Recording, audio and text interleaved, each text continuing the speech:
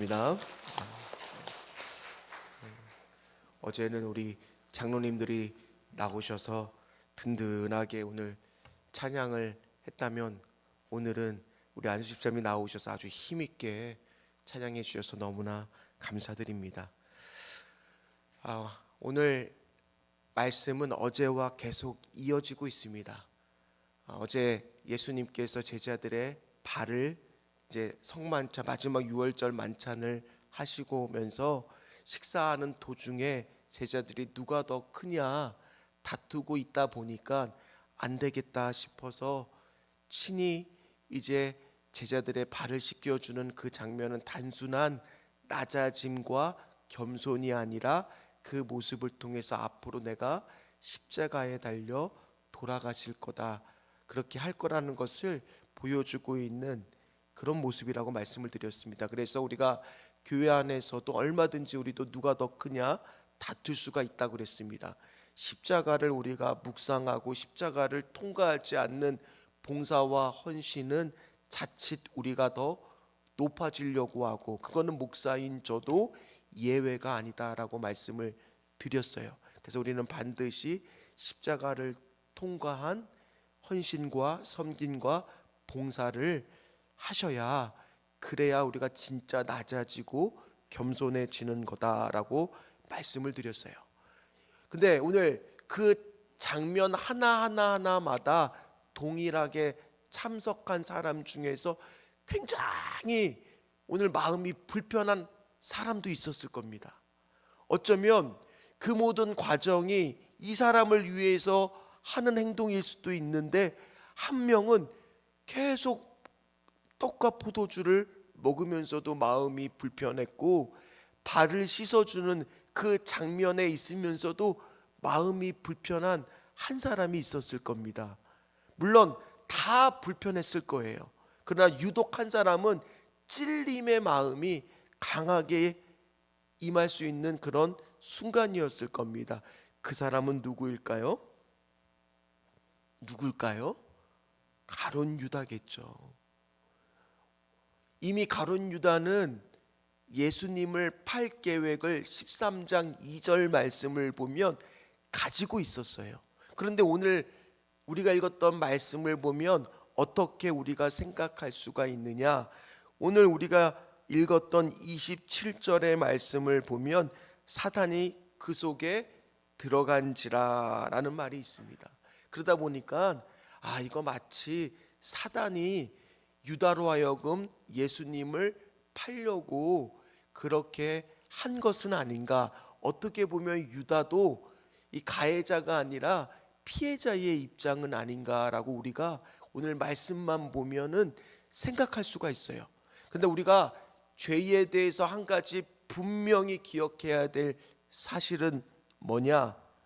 우리가 짓는 모든 죄는 사단에게 그 책임을 전가할 수가 없다는 겁니다. 다시 말씀드립니다. 사단은 우리가 죄를 지을 수 있게끔 유혹만 할 뿐이지 우리가 직접적으로 그 죄를 지게 할 능력은 없다는 거예요. 따라서 우리가 짓는 모든 죄의 책임은 사단에게 있는 게 아니라 누구한테 있는 거예요? 우리한테 있는 거예요. 그것을 먼저 우리가 기억을 해야 됩니다. 오늘 가룟 유다에 대해서 성만찬 참여했을 때 예수님은 이렇게 말씀하셨습니다. 누가복음 22장 21절 말씀을 같이 읽도록 하겠습니다. 그러나 보라, 나를 파는 자의 손이 나와 함께 상위에 있도다. 이 말을 듣는 제자들은요, 충격이었겠죠. 갑자기 나를 팔 자가 여기 상위에 손을 얹고 있다는데, 그 말씀을 하셨을 때 다 어떻게 제자들의 행동을 했을까요? 다 누가 지금 상위에 손을 얹고 있는지를 보지 않았을까요? 그런데 가룟 유다만 상위에 손을 얹은 게 아니라 다른 제자들도 다 그 위에 밥을 먹으면서 다 손을 얹어 있었습니다. 그러니 누가 누군지 모르는 상태죠. 저 사람일까? 저 사람이야? 혹시 그 사람은 아닐까? 서로 눈치를 봤을지도 모릅니다. 그리고 또 이 말은 달리 표현하면 제자들 누구나 다 예수님을 배반할 가능성이 있었을까요? 없었을까요? 예수님을 3번이나 부인한 누구도 있어요? 베드로도요, 예수님을 3번이나 부인할 정도로 예수님을 배반했고, 십자가에 달려서 돌아가시고 잡히시던 날밤 제자들은 다 어떻게 해서 예수님을 버리고 도망을 쳤잖아요. 그러니 가룟 유다만 어떻게 보면 배반한 것이 아니라 제자들 모두가 다 예수님을 버리고 도망간 사람들이잖아요. 누구나 다 예수님을 배반할 가능성이 있었다라는 겁니다. 그랬을 때 사람들은 궁금했죠. 누가 그런 일을 할 것이냐. 다 어떻게 속으로 생각했느냐. 나는 아닐 거야. 그러나 그 안에 딱 2사람은 알고 있었어요. 한 사람은 누굴까요? 예수님이고요. 다른 한 사람은 누구예요? 가룟 유다. 그러나 11명의 다른 제자들은 다 어떻게 생각했을 거냐? 나는 아닐 거야. 그래서 오늘 요한이 물어봅니다. 26절, 27절 우리가 읽었던 본문처럼 물어보는 거예요. 다시 한번 말씀을 같이 읽도록 하겠습니다. 예수께서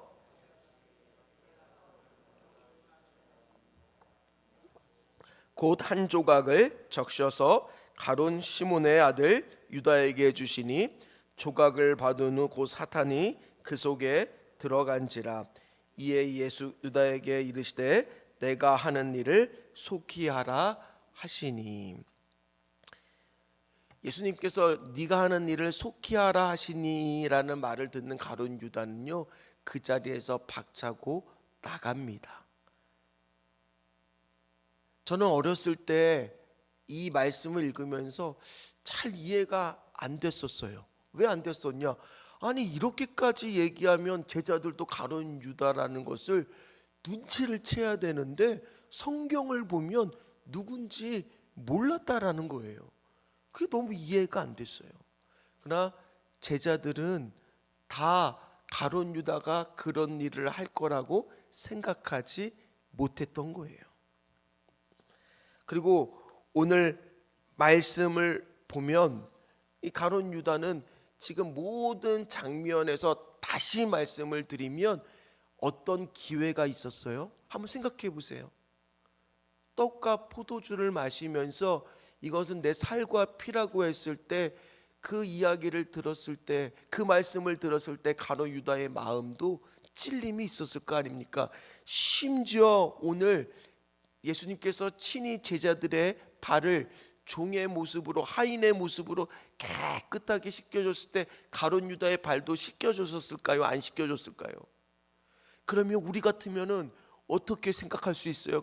그 대야에 있는 물 안으로 눈물이 그냥 뚝뚝 떨어지면서 하나님, 예수님이죠. 참, 예수님, 제가 잘못 생각했습니다. 제가 잘못했습니다. 제가 그만 이런 한순간에 유혹에 빠져서 주님을 팔려고 했습니다라고 그 자리에 엎드려서 엉엉 울어야 될 사람이 누구여야 돼요? 가룟 유다여야 돼요. 근데 가룟 유다는요, 3년 동안 예수님과 동고동락을 하고 말씀을 듣고 해도 오히려 그 순간 더 마음의 문을 어떻게 했습니까? 굳게 닫아버렸어요. 자, 그럼 이 모습을 보면 우리가 느껴야 될 것은 뭘까요? 저 가룟 유다는 원래부터 예수님을 팔 사람이니까 저런 행동을 하지라고 찌찌찌 하면서 나하고 동떨어지게 생각해야 될까요? 아니면 나도 얼마든지 가룟 유다가 될 수 있고 베드로가 될 수 있다라고 생각을 해야 될까요? 후자입니다. 우리는 언제든지 계속 하나님의 말씀을 듣고 있어도, 감동적인 순간순간에 은혜를 받고 있어도 때로는 어떨 때가 있느냐, 마음의 문을 콱 닫고 나도 모르게 가룟 유다처럼 행동할 수도 있더라는 거예요. 그렇기 때문에 오늘 말씀을 듣고 우리가 깨달아야 될 것은 뭐냐? 십자가를 볼 때마다 우리는 늘 어떤 마음이 있어야 돼요? 회개하는 마음이 있어야 돼요. 오늘 정말 감사한 것은 우리 안수 집사님이 찬양을 불렀는데 그 사랑의 손길이라는 찬양이죠. 아닌가요? 사랑의 손길인가요? 그게 어떤 것을 해서 찬양으로 만든 거예요? 누구에 대한 성경의 이야기입니까? 말씀입니까? 베드로일 겁니다. 자, 베드로도 죄를 졌습니다. 가룟 유다도 죄를 졌습니다. 두 사람 다 똑같이 하나님 앞에 죄를 졌습니다. 그런데 가룟 유다만 나쁘다라고 말을 하는 것은 죄의 크기가 한 사람은 3번 부인했고 한 사람은 은 30에 예수님을 팔아는 큰 죄를 졌기 때문에 가룟 유다가 나쁘다라고 얘기하는 것은 잘못된 거예요. 죄의 크기가 뭐가 더 크다 이게 중요한 게 아니라 중요한 것은 한 사람은 어떻게 했어요?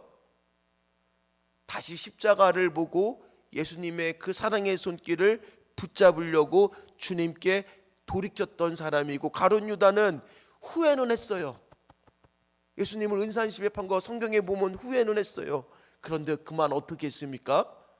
회개하지 않고 죽는 것을 선택을 했다는 거잖아요. 계속 오늘 이 성만찬 과정 안에서도요, 주님이 오늘 가만히 생각해 보세요. 오늘 27절처럼 떡을 먹이면서 네가 하는 일을 속히 하라고 한 것도 직접적으로 유다한테 깨달으라고 하신 말씀이라고 우리가 생각을 하면 이것도 뭐예요? 기회인 거예요. 또 하나의 마지막 기회예요. 오늘 말씀은 유다에게 있어서 마지막 기회였던 거예요. 그럼에도 불구하고 그는 그 기회를 잡았습니까? 못 잡았습니까? 못 잡았어요. 오늘 우리에게도 주님은 끊임없이 기회를 주시는 분이에요. 어떤 기회를 주시는 분이세요? 회개할 기회를. 그래서 우리는 십자가를 바라볼 때마다 어떤 것을 생각해야 됩니까? 회개하리라. 회개하는 것은 후회로 끝나는 것이 아닙니다. 반드시 행동의 변화가 따라와야 되는 거잖아요. 오늘 여기 계신 분들 중에서도 혹시나 그럴 분 아무도 없겠지만 내가 습관적으로 반복적으로 죄를 짓는 부분이 있다면 그 부분 때문에 늘 신앙생활이 왠지 모르게 부끄럽다라고 생각하는 분이 있다면 오늘 우리 안수 집사님이 불렀던 찬양처럼 십자가를 보면서 다시 예수님의 손을 모으면 되는 거예요. 사랑의 손길을 붙잡으면 되는 거예요. 그렇게 다 되시기를 주의 이름으로 축원합니다. 복음은 예수 믿고 구원받은 것으로만 끝나는 것이 아니라 항상 십자가도 같이 말해야 되는 겁니다. 우리는 살면서 늘 십자가를 바라보면서 감동적인 하나님이 은혜를 오늘도 주셨을 때, 가룟 유다한테도 발을 씻기고 그거를 먹이는 은혜를 줬을 때 내가 돌이키리라라고 결단하는 것처럼, 그렇게 못했던 그런 가룟 유다가 되지 말고 베드로처럼 찾아오셔갖고 떡과 물고기로 먹이시고 나서는 네가 나를 사랑하냐라고 물어보시면서 손길을 내밀었을 때 그때 베드로도 선택할 수 있었습니다. 나는 주님을 안 따르겠습니다 하고 도망갈 수 있었지만 눈물을 흘리면서 그 손길을 다시 잡았던 것처럼 그렇게 다 주님의 손길을 붙잡는 저와 여러분들 다 되시기를 주의 이름으로 축원합니다. 제자들은요 다 물었어요. 주님, 내가 그 사람입니까? 우리도 다 똑같아요. 자칫 잘못하면 나는 안 그럴 거라고. 주님 나입니까? 물었을 것은 다 나는 아닐 거라고 생각해요. 그렇지 않다는 거예요. 오늘 말씀을 보면 우리는 나도 누가 될 수 있다고요? 가롯 유다가 될 수 있다고. 베드로도 배반했어요. 제자들도 배반했어요. 그러나 가장 중요한 차이점은 십자가를 볼 때 십자가는 바로 뭐를 또 상징하는 겁니까? 용서를 상징하는 거고 회개를 상징하는 것처럼 깨끗이 우리의 죄가 양털같이 희게 되는 것을 상징하는 것처럼 오늘 고난 주간에 다시 한번 우리는 결단해야 됩니다. 죄와 뭐 하겠노라고? 싸우겠노라고. 죄는 사단은 우리를 유혹할 수 있지만 우리가 사단한테 그 죄를 전가할 수는 없어요. 우리가 짓는 거예요. 따라서 오늘은 그 말은 바꿔 얘기하면 나는 죄를 안 짓고도 살 수 있도록 하나님이 은혜를 주실 수도 있다는 말이에요. 물론 우리는 연약해서 또 넘어집니다. 또 실수합니다. 또 죄를 짓습니다. 그때마다 우리는 뭐 하면 되는 거예요? 주의 십자가 앞에 담대히 나가 은혜의 보좌를 붙들시기를 주의 이름으로 축원합니다. 오늘 이따가 기도할 때 혹시나 내가 하나님이 생각나게 하는 모든 죄가 있다면 내가 그 죄를 주님과 함께 싸우겠다라고 결단하는 저와 여러분들 다 되시기를 주의 이름으로 축원합니다.